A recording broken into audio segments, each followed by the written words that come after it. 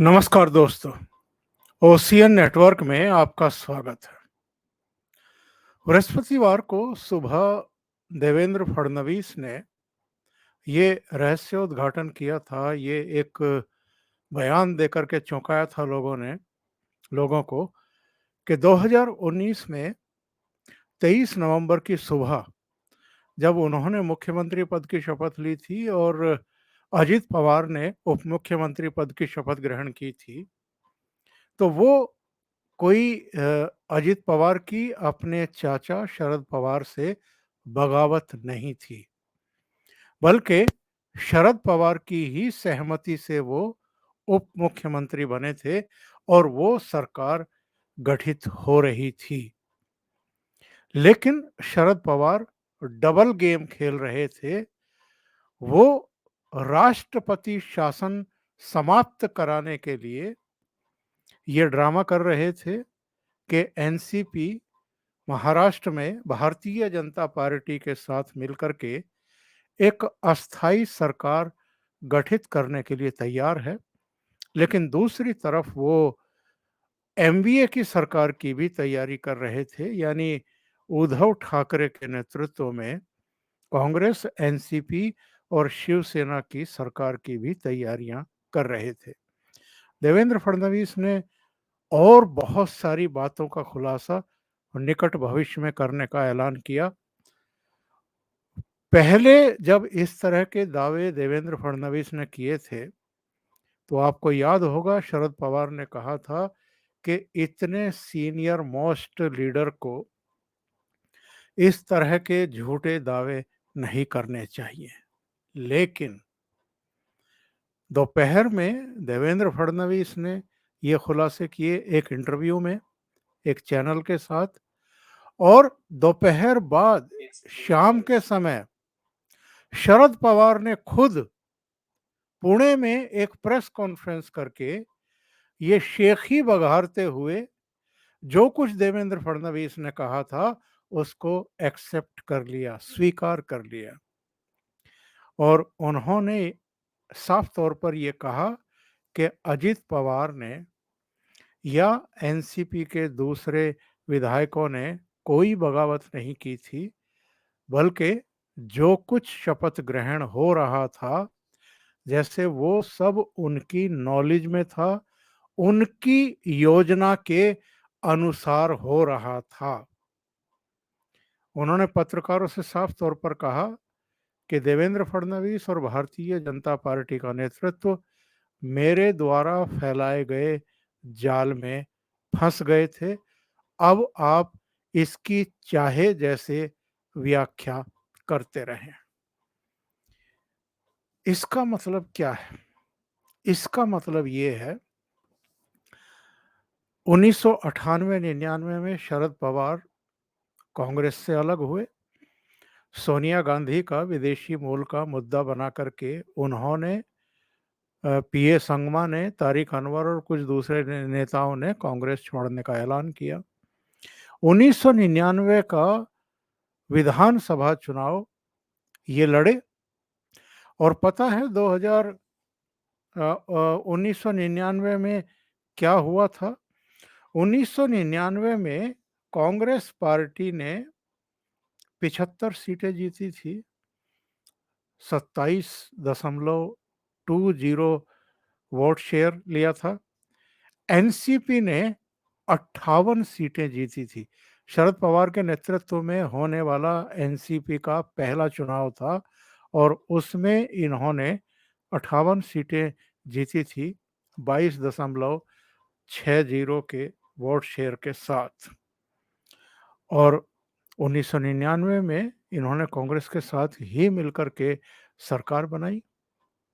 1999 में कांग्रेस से अलग भी हुए और कांग्रेस के साथ मिलकर के सरकार भी बनाई। फिर 2004 में एनसीपी और कांग्रेस दोनों को 40% वोट हासिल हुए, 140 सीटें मिली। यानी 2004 में इन्होंने फिर सरकार बनाई कांग्रेस के साथ मिलकर के। 2009 में कांग्रेस और एनसीपी फिर मिलकर के लड़े, गठबंधन में लड़े और 37% के आसपास इनका वोट शेयर रहा और फिर 144 सीटें इन्होंने महाराष्ट्र में जीती और फिर सरकार बनाई।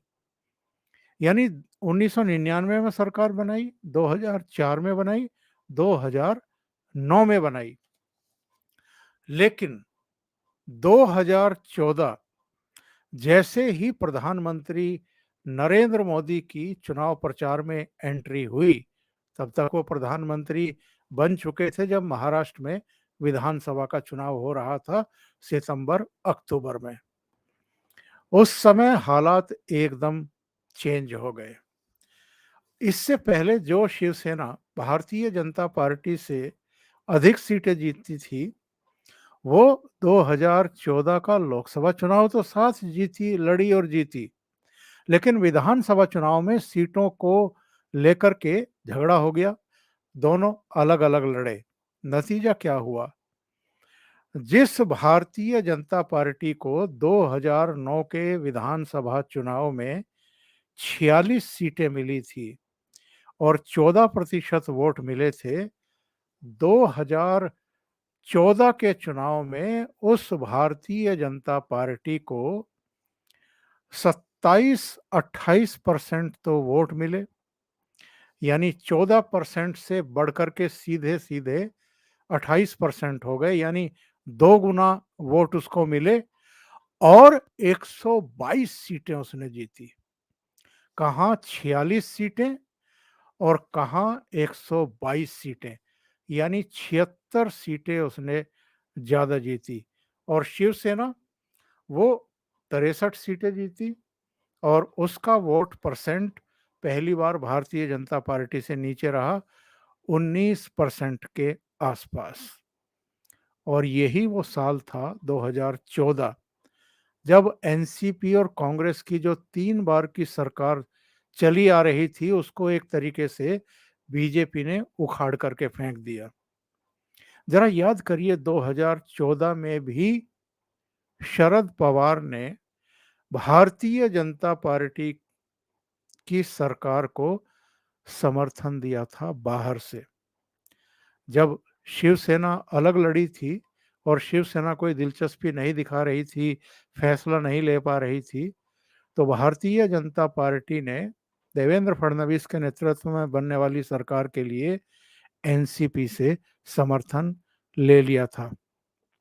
2014 में एनसीपी की 41 सीटें थी, भारतीय जनता पार्टी की 122 सीटें थी और ये मिलकर के 163 सीटें होती हैं।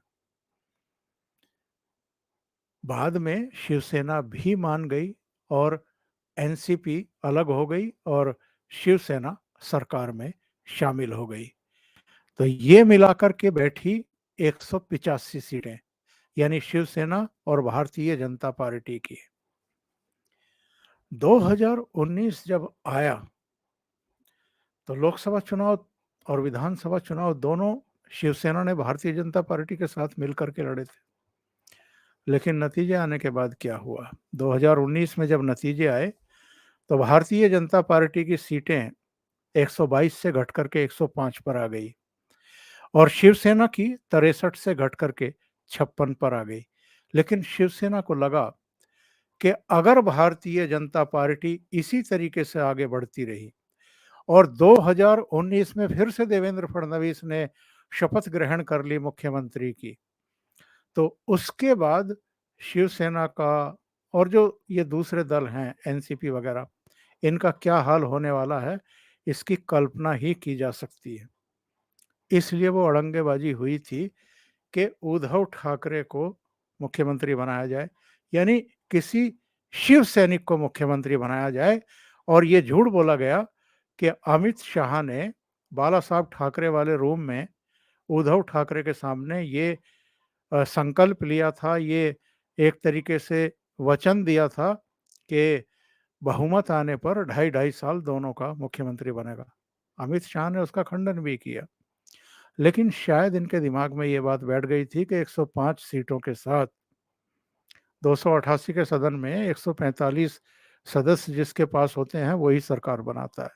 तो शिवसेना को इस बात का पक्का एहसास था कि भारतीय जनता पार्टी सरकार नहीं बना पाएगी। देवेंद्र फडणवीस ने क्या खुलासा किया है, और ये ऐसे समय खुलासा किया है जब एकनाथ शिंदे और देवेंद्र फडणवीस के नेतृत्व वाली ये सरकार आज ठीक 1 साल पूरा कर रही है।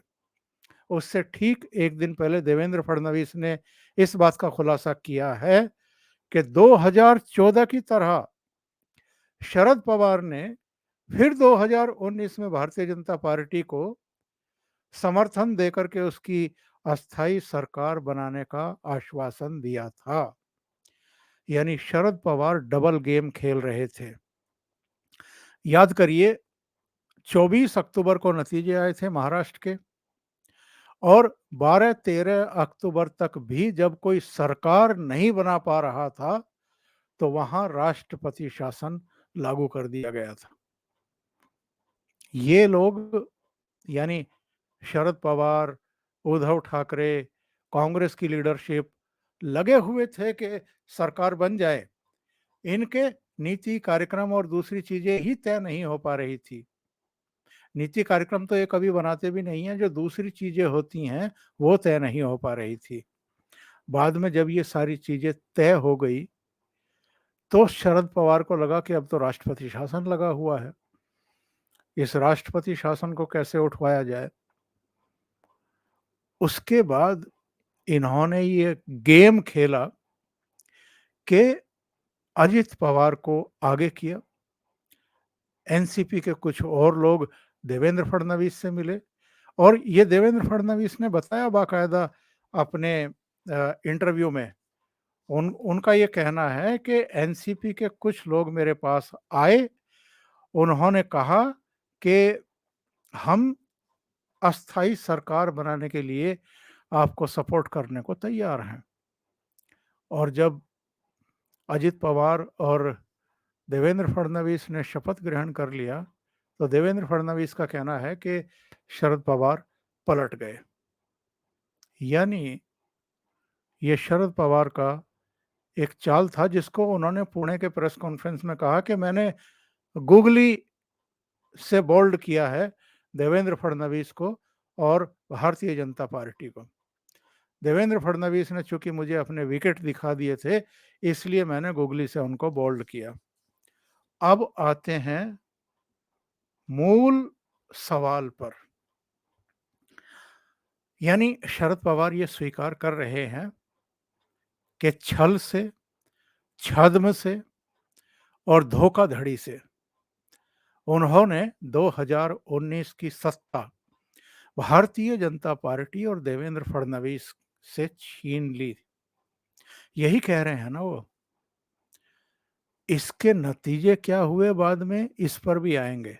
लेकिन शरद पवार, जिनको मराठी मीडिया चाणक्य बोलता है, और दिल्ली में भी एक ग्रुप ऐसा है पत्रकारों का जो चाणक्य कह करके इनकी प्रशस्ति करता रहता है, वो चाणक्य अगर ये स्वीकार कर रहे हैं जो कुछ देवेंद्र फडणवीस ने कहा था, इसके मायने ये हैं कि सत्ता के भूखे शरद पवार, जो 1999 में भी कांग्रेस के साथ सत्ता के हिस्सेदार थे, 2004 में भी थे, 2009 में भी थे, 2014 में चूंकि महाराष्ट्र में और पूरे देश में मोदी की लहर थी, इसलिए वहां ये लोग सत्ता में नहीं आए। और मेरे पास तो आंकड़े हैं कि 2014 में इनकी क्या हालत हो गई थी। 2014 में कांग्रेस और एनसीपी 83 सीटों पर अटक करके रह गई। यानी 2009 के मुकाबले इनकी 61 सीटें घट गई, और भारतीय जनता पार्टी और शिवसेना को 185 सीटें मिल गई। यानी इनकी 95 सीटें बढ़ गई 2009 के मुकाबले। लेकिन 2014 में जैसा मैंने कहा कि सीटों के बंटवारे को लेकर के शिवसेना और भारतीय जनता पार्टी में कुछ खटपट हो गई थी लोकसभा चुनाव के बाद, जब विधानसभा के चुनाव हो रहे थे। तो शरद पवार फिर सरकार का हिस्सा बनने के लिए तैयार हो गए 2014 में भी, यानी 1999, 2004, 2009 और फिर 2014 में भी तैयार हो गए, समर्थन दे भी दिया। यानी आप सत्ता से चिपके रहने के आदी हैं और आप किसी भी हालत में सत्ता का साथ चाहते हैं। इसलिए भारतीय जनता पार्टी में भी आपको उस समय कोई खोट दिखाई नहीं दी। ये अलग बात है कि बाद में शिवसेना तैयार हो गई और 2019 में फिर शरद पवार ने, उनकी पार्टी ने वही खेल खेलने की कोशिश की जो 2014 में इन्होंने खेला था। अब आते हैं उसके नतीजों पर, जो 2019 में इन्होंने एक तरीके से भारतीय जनता पार्टी से उसका हक छीना, क्योंकि वो हक महाराष्ट्र की जनता ने इनको दिया था। शिवसेना को और भारतीय जनता पार्टी को मिलकर के 161 सीटें दी थी। 105 सीटें भारतीय जनता पार्टी की, 56 सीटें शिवसेना की।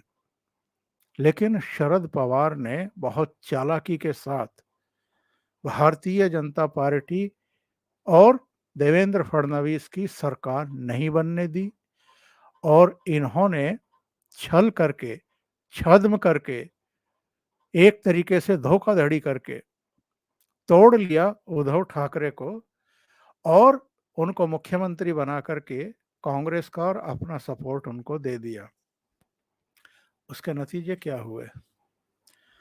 उसके नतीजे ये हुए कि जिस गुगली को बहुत शेखी के साथ ये बता रहे हैं कि मेरी गुगली पर देवेंद्र फडणवीस बोल्ड हो गए, उस गुगली से देवेंद्र फडणवीस बोल्ड हुए कि नहीं हुए ये तो 2.5 साल बाद उनको भी पता चल गया, कांग्रेस को भी पता चल गया और उद्धव ठाकरे को भी पता चल गया। क्योंकि उद्धव ठाकरे का तो मुख्यमंत्री पद गया, एमवीए की सरकार टूट गई। इस बीच संजय राउत भी जेल भेजे गए, अनिल देशमुख भी जेल भेजे गए और नवाब मलिक भी जेल भेजे गए। यहाँ तक कि उद्धव ठाकरे के नजदीकी रिश्तेदारों के सिर पर भी गिरफ्तारी की तलवार लटकी।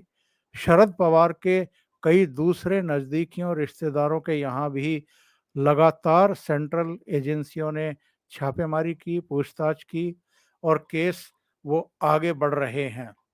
इसके अलावा जो गुगली इन्होंने, ये गुगली बता रहे हैं कि देवेंद्र फडणवीस को बोल्ड कर दिया, उस गुगली ने तो उद्धव ठाकरे के विकेट ही उखाड़ करके पता नहीं कहां फेंक दिए हैं, क्योंकि उनकी पार्टी टूट गई, उनका संसदीय दल टूट गया, उनकी शिवसेना पार्टी छिन गई, उनका सिंबल छिन गया और आज उद्धव ठाकरे किस हालत में है। और माफ कीजिएगा शरद पवार साहब, आपकी अपनी पार्टी अब टूट के कगार पर आकर के खड़ी हो गई है, क्योंकि जिस तरीके से आपने अपनी पार्टी के भीतर ही बड़ा खेल कर दिया है अजित पवार को अलग थलग करने के लिए, अब आपकी पार्टी में भी टूट देर सवेर तय है, ये आप मान करके चलिए। अभी हाल में जिस तरीके से सुप्रिया सुले को और प्रफुल्ल पटेल को कार्यकारी अध्यक्ष बनाया गया है एनसीपी का, और जिस तरह अजित पवार की हालत आपने शिवपाल यादव जैसी कर दी है, जैसा समाजवादी पार्टी में उनकी है, इसका नतीजा आपको बहुत जल्दी अपनी पार्टी के टूटने के रूप में भी भुगतना पड़ेगा। अभी के लिए इतना ही। बहुत बहुत धन्यवाद। अगर आपको ये चैनल और इसके कंटेंट पसंद आ रहे हैं तो लाइक करें, कमेंट करें, वीडियो को शेयर भी करें। अभी तक अगर आपने ये चैनल सब्सक्राइब नहीं किया है तो सब्सक्राइब कर लें और साथ में लगे बेल आइकॉन को दबाना ना भूलें, ताकि आगे आने वाले वीडियो और उनके नोटिफिकेशन आप तक पहुंचते रहें। बहुत बहुत धन्यवाद। नमस्कार।